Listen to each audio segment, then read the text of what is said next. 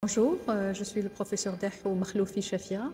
Je suis rhumatologue et je suis chef de service de rhumatologie au niveau du centre hospitalo-universitaire Mohamed Lamine de Bahreïn de Bab el-Oued.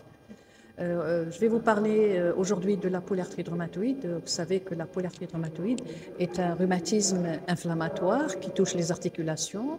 Ce rhumatisme, il évolue petit à petit et il finit par entraîner non seulement des déformations, mais aussi des destructions de l'os et du cartilage. Et quand l'inflammation, elle persiste et elle entraîne une destruction de l'os et du cartilage, il peut y avoir à la longue des déformations qui seront considérables, mais aussi un handicap majeur pour le patient.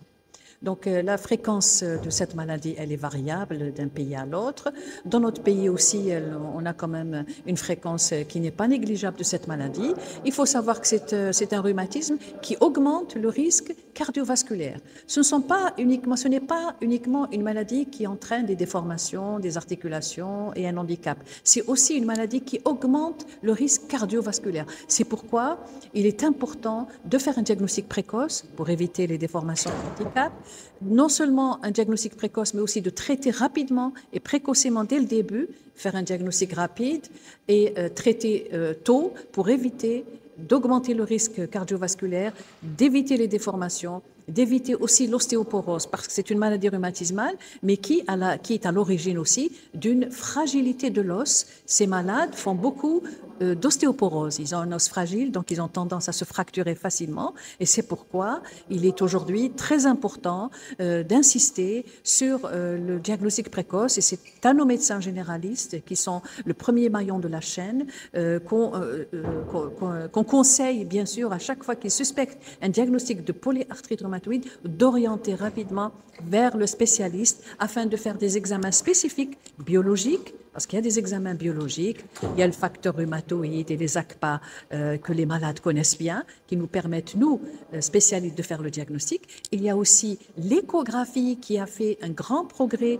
parce que ça permet de dépister une inflammation qui est pratiquement, si sur le plan clinique, il n'y a pas d'inflammation évidente, l'échographie des articulations peut nous aider également à faire le diagnostic d'inflammation articulaire. Nous, on parle d'arthrite.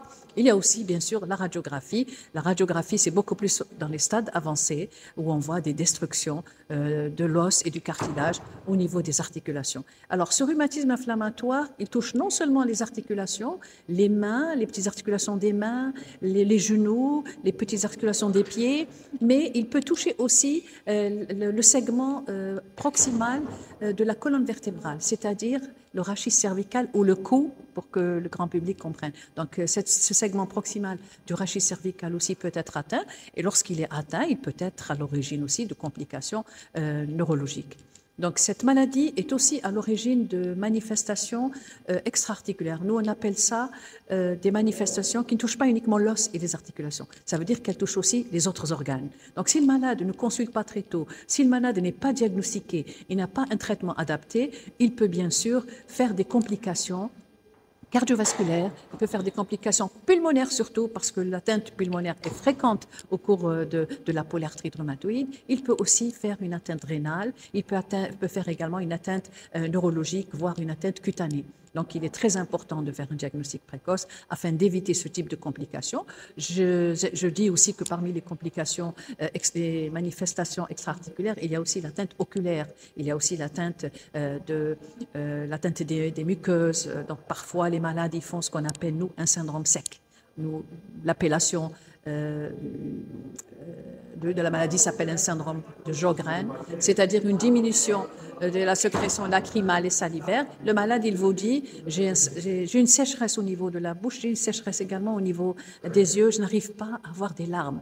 Donc ça va conduire à une sécheresse oculaire et donc à des complications oculaires. Donc toutes ces manifestations-là doivent être prises en considération dans le diagnostic, mais aussi dans la prise en charge de cette maladie, parce qu'heureusement maintenant, il y a des traitements qui existent. Il y a non seulement des traitements qui vont soulager le malade sur le plan douleur et inflammation, mais il y a également des recommandations internationales.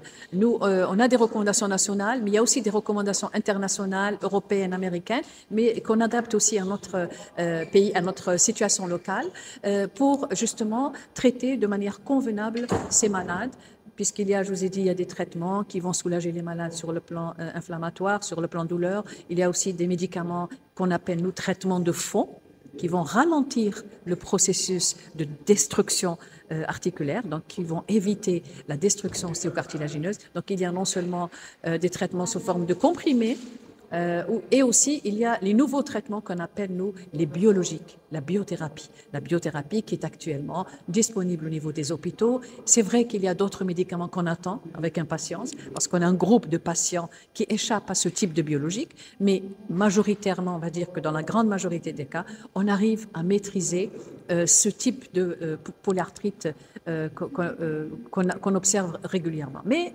il y a un groupe on a parlé dans ce congrès des polyarthrites difficiles à traiter.